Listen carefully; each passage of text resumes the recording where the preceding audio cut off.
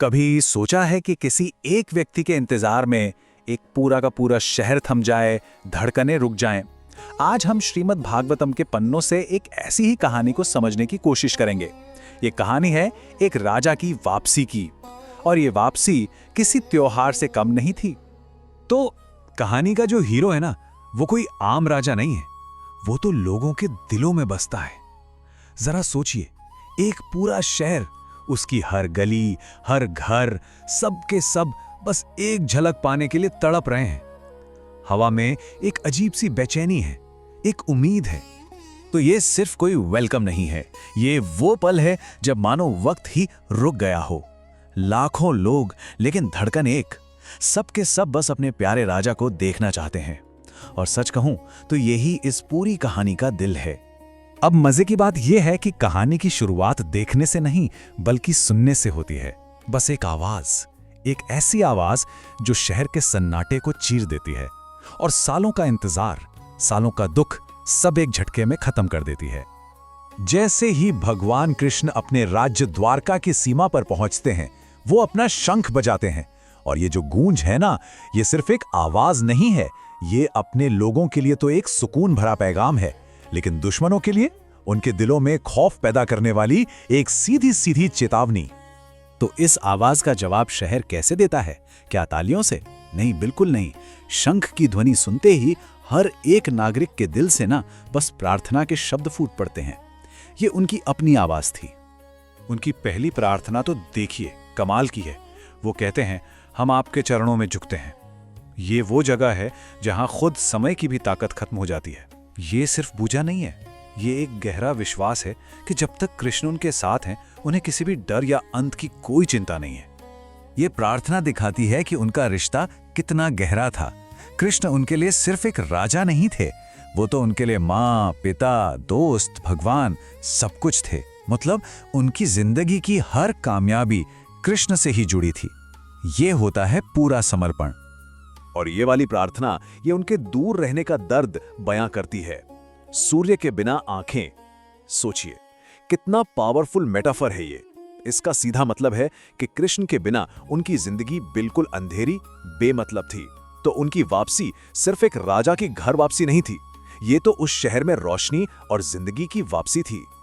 तो दिलों में तो जश्न था ही, इसमें कोई शक नहीं। लेकिन चलिए अब देखते हैं कि यह जश्न शहर की सड़कों पर कैसे नजर आ रहा था। पूरी द्वारका नगरी ऐसा लग रहा था मानो किसी दुल्हन की तरह सज गई हो अपने राजा के स्वागत के लिए। और तैयारियां देखिए जरा, यह सिर्फ साफ सफाई नहीं थी, हर तरफ खुशबूदार पानी छिड़का गया था। हर दरवाजे पर दही और फल जैसे शुभ चिन्ह रखे हुए थे। मतलब यह हर तरह से एक फेस्टिवल था। एक ऐसा माहौल बनाने की कोशिश थी जो खुशी और पवित्रता से लबरेज हो।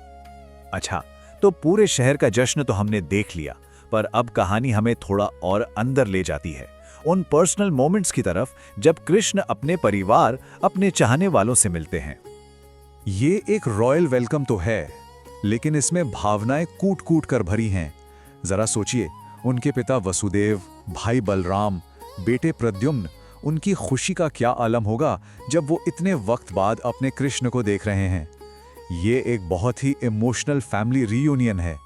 अब यहाँ पर ग्रंथ हमें एक बहुत ही खूबसूरत पोएटिक मेटाफर देता है।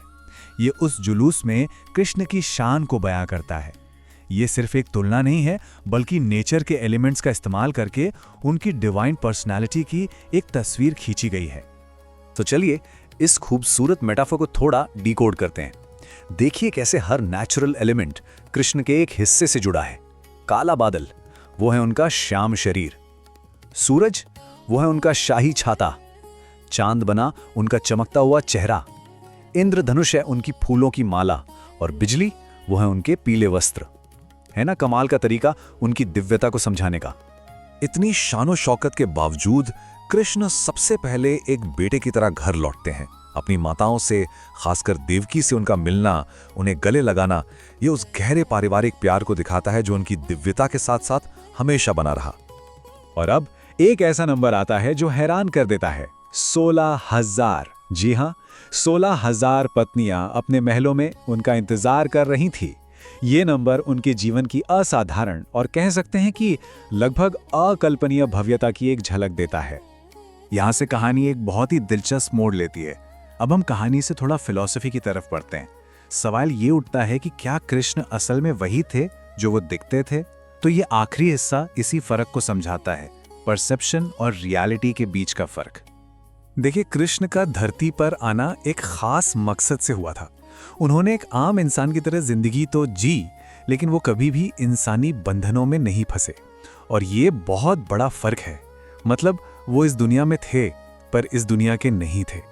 ये स्लाइड इस फिलॉसफी को बड़े अच्छे से समझाती है।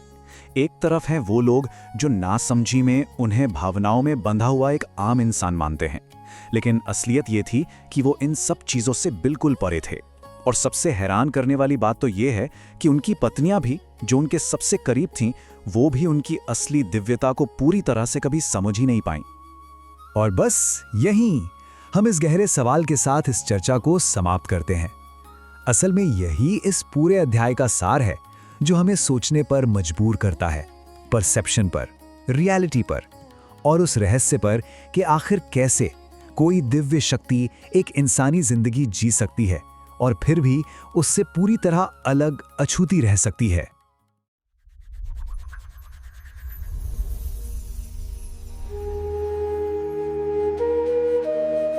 तो चलिए आज एक ऐसी कहानी में उतरते हैं जो ऊपर से तो एक शानदार घर वापसी लगती है, लेकिन जिसकी परतों के नीचे दिव्यता और इंसानियत की एक गहरी पहेली छिपी है। हमारे पास स्रोत है श्रीमद् भागवत का पहला स्कंद 11वां अध्याय। सीन ये है कि कृष्ण लंबे समय बाद अपनी राजधानी द्वारका लौट रहे हैं। और ये कोई आम वेलकम होम पार्टी नहीं है, ये एक पूरे शहर का जश्न है जो अपने दिल की धड़कन को वापस पा रहा है। बिल्कुल। लेकिन आज हमारी कोशिश सिर्फ ये देखने की नहीं होगी कि क्या क्या हुआ, बल्कि ये समझने की होगी कि उस सब का मतलब क्या था। सही बात है। और सबसे बड़ा सवाल ये है कि एक तरफ इतना भव्य स्वागत, लोगों का इतना प्यार, हजारों रिश्ते, लेकिन क्या वो इंसान जो इस सब के केंद्र में है वो भी इसे एक आम राजा की तरह महसूस कर रहा था? आज की चर्चा में हम इसी बाहरी उत्सव और कृष्ण की आंतरिक स्थिति के बीच के रिश्ते को समझने की कोशिश करेंगे। ये कमाल का फ्रेमवर्क है, क्योंकि यही इस पूरे अध्याय का सार है। तो कहानी शुरू होती है कृष्ण के अपने राज्य में प्रवेश करने से। हाँ, और सबसे पहली चीज जो होती है वो एक आवाज है। कृष्ण अपना शंख बजाते हैं। अब शंख तो मतलब बहुत बजते हैं, इस एक आवाज में ऐसा क्या खास था? बहुत अच्छा सवाल है। ये सिर्फ एक घोषणा नहीं थी कि राजा आ गए हैं। पाठ कहता है कि इस ध्वनि में दो बिल्कुल विपरीत गुण थे। दो गुण? अच्छा। हाँ, एक तरफ ये इतनी शक्तिशाली थी कि संसार के भय को भी डरा दे।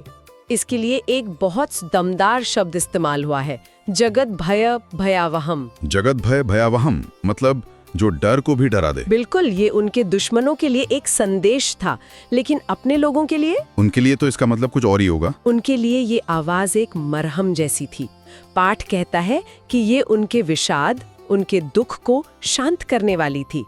जैसे ही लोगों ने ये आवाज सुनी, वो सब कुछ छोड़कर अपने घरों से बाहर दौड़ पड़े। वाओ, ऐसा नहीं है कि वो बस हाथ हिलाकर स्वागत कर रहे हैं, वो उपहार लेकर आते हैं और उनके चेहरे खुशी से खिले हुए हैं। और वो जो बातें कहते हैं वो किसी राजा के लिए कही जाने वाली औपचारिक बातें नहीं लगती।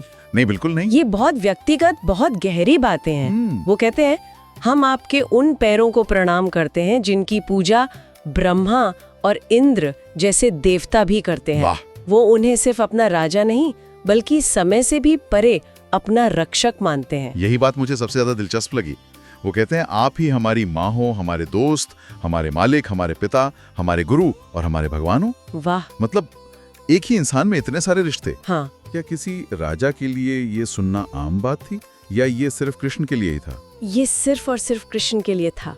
ये दिखाता है कि द्वारका के लोगों का उनके साथ रिश्ता सिर्फ प्रजा और राजा का नहीं था। ये एक आध्यात्मिक, भावनात्मक और पारिवारिक रिश्ता था। उन्होंने हर रिश्ते की खाली जगह कृष्ण से भर दी थी। और इसीलिए जब कृष्ण उनसे दूर थे तो उन्हें वो दूरी इतनी ज्यादा महसूस होती थी। हाँ, वो कहते हैं कि आपके बिना एक पल भी 1 करोड़ साल जैसा लगता है। ये तो अविश्वसनीय है। मतलब एक पल उन्हें 1 करोड़ साल जैसा लग रहा था। बिल्कुल, ये दिखाता है कि वे उनसे कितना गहरा जुड़ाव महसूस करते थे। और इसकी तुलना की गई है बिना सूरज की आंखों से। जैसे सूरज के बिना आंखें कुछ देख नहीं सकती, वैसे ही कृष्ण के बिना उनका जीवन अंधकारमय था।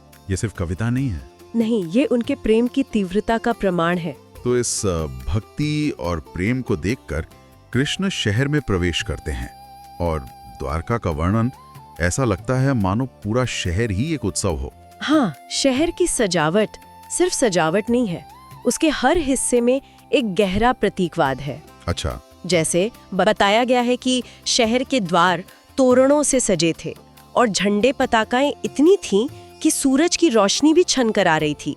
सड़कों पर सुगंधित जल छिड़का गया था। ये सब सिर्फ सुंदरता के लिए नहीं, बल्कि पवित्रता और मंगल कामना का प्रतीक है। बिल्कुल। और हर घर के दरवाजे पर दही, फल और पानी से भरे कलश रखे थे। मुझे ये पूर्ण कुंभ वाली बात बहुत अच्छी लगी। ये सिर्फ एक सजावटी वस्तु तो नहीं होगी, इसका क्या महत्व है? नहीं, ये बहुत महत्वपूर्ण प्रतीक है। पूर्ण कुंभ या भरा हुआ घड़ा हमारी संस्कृति में सौभाग्य, समृद्धि और पूर्णता का प्रतीक है। अच्छा।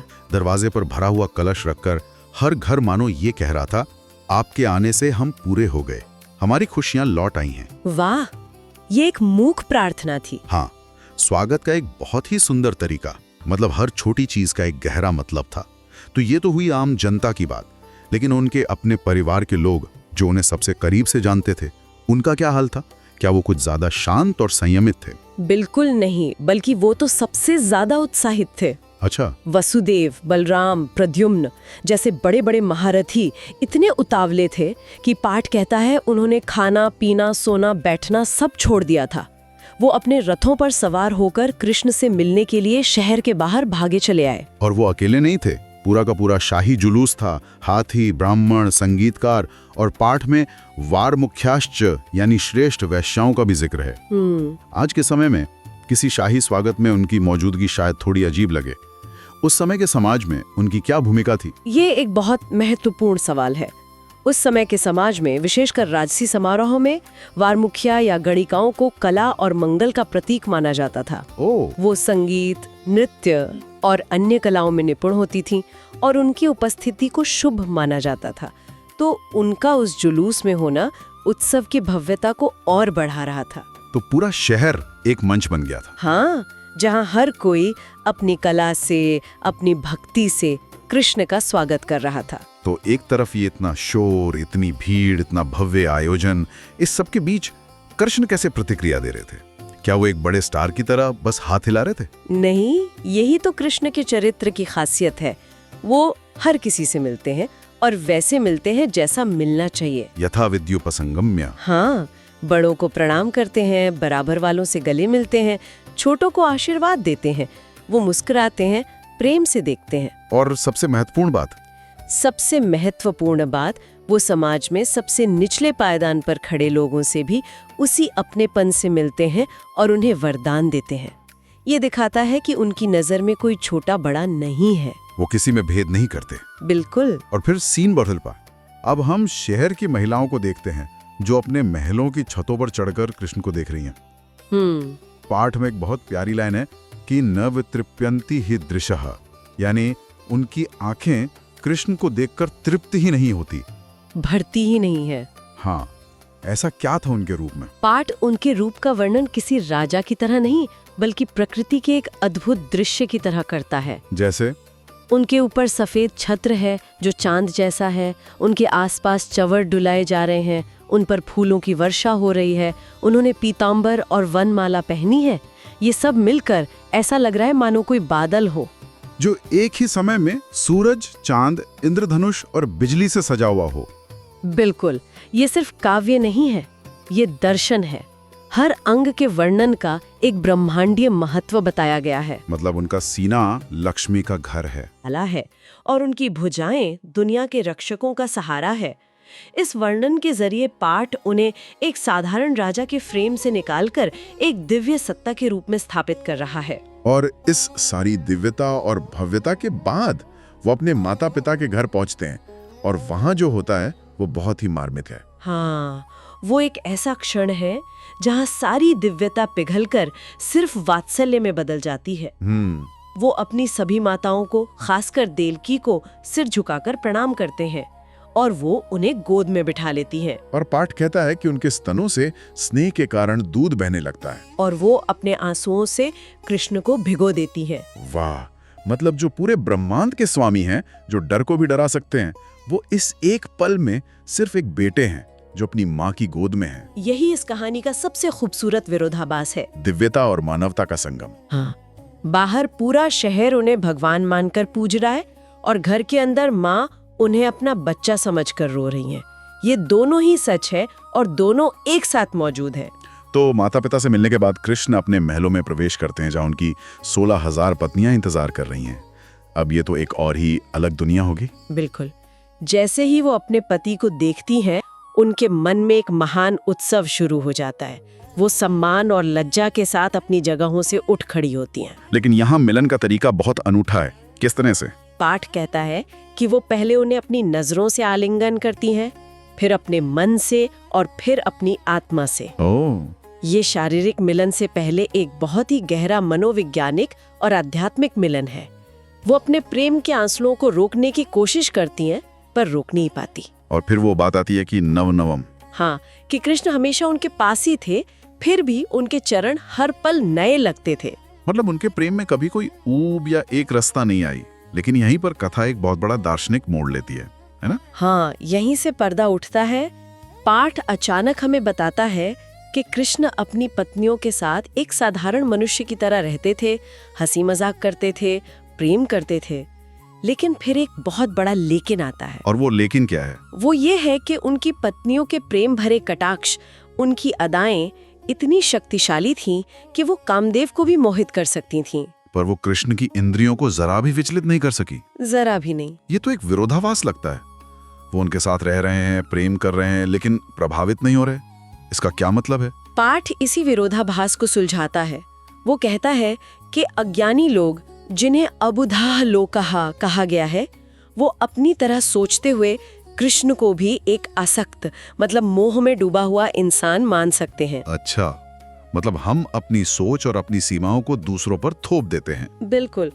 जैसे हम सोचते हैं कि बहुत पैसा होने से हम बहुत खुश होंगे, तो हम ये मान लेते हैं कि हर अमीर इंसान बहुत खुश है। तो लोग कृष्ण के साथ भी ये गलती कर रहे थे। हाँ, पाठ कहता है कि ये ईश्वर का ऐश्वर्य है, ईशनमेशस्य। वो दुनिया के हर सुख दुख, हर रिश्ते के बीच में रहते हुए भी उनसे प्रभावित नहीं होते। जैसे एक कमल का पत्ता पानी में रहते हुए भी गीला नहीं होता। तो हर भूमिका को पूरी तरह से निभा रहे, एक आदर्श पुत्र, राजा, पति। लेकिन वो उस भूमिका में फंसे नहीं हैं। वो एक महान अभिनेता की तरह हैं, जो अपना किरदार पूरी शिद्दत से निभा रहा है, पर उसे हमेशा पता है कि वो सिर्फ एक किरदार है। और क्या उनकी पत्नियां इस सच को जानती थीं? नहीं। पाठ कहता है कि वो भी अपने पति की पूरी महिमा को नहीं जानती थीं। वो उन्हें बस एक बहुत प्यार करने वाला, आकर्षक और अपने प्रति पूरी तरह समर्पित पति ही मानती थीं। और कृष्ण ने उन्हें कभी ये महसूस भी नहीं होने दिया? बिल्कुल नहीं। तो हम एक शानदार घर वापसी की कहानी से शुरू हुए थे और अब दिव्यता और धारणा के इतने गहरे दार्शनिक बिंदु पर पहुंच गए हैं। ये बाहरी चकाचौंध से उस किरदार की आंतरिक सच्चाई तक का सफर है। बिल्कुल। इस कहानी का मुख्य विचार ही ये विरोधाभास है। शहर उन्हें एक राजा और भगवान के रूप में देख रहा है, उनकी माँ उन्हें एक बेटे के रूप में देख रही हैं, उनकी पत्नियां उन्हें दुनिया के सबसे अच्छे पति के रूप में। हर कोई उन्हें अपने नजरिए से देख रहा है। हाँ, और अपने रिश्ते के हिसाब से समझ रहा है।